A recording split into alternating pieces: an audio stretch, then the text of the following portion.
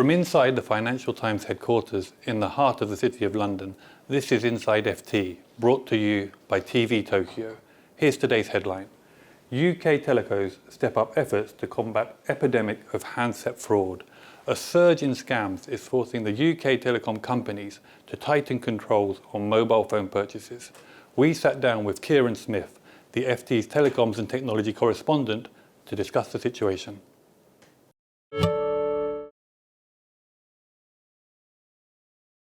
I think that when people think about phone theft and potentially fraud, they often think about phones being stolen on the street and resold by criminal gangs. Well, this is not totally separate, but it is slightly different. This is a more organised operation.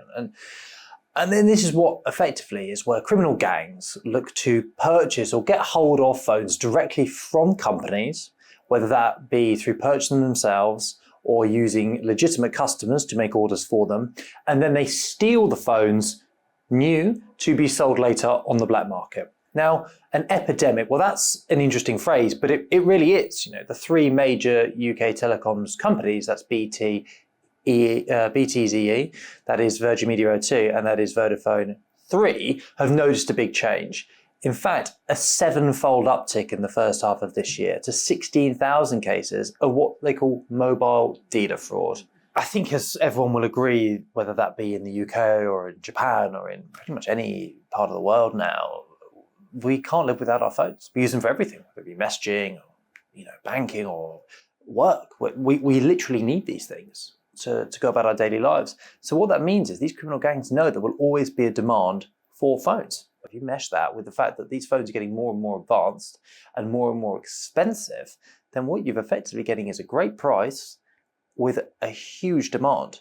And that makes it very attractive for gangs to try and utilize that to, of course, make money. Well, the scam actually can seem quite complex, but in reality, it is deceptively sort of simple.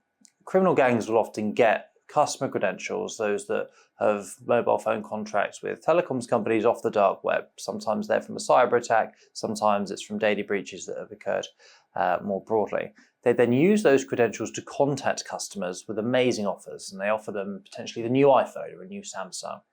And they say, this is a great deal, we can deliver it to you. The customer then agrees and gives the relevant details, but the order that the criminal gang places is actually for a different phone. When that phone arrives, the customer will be contacted and say, oh, we're so sorry, the wrong phone has come, but just send it back to this address and we'll make sure the correct device arrives shortly. Customer says, okay,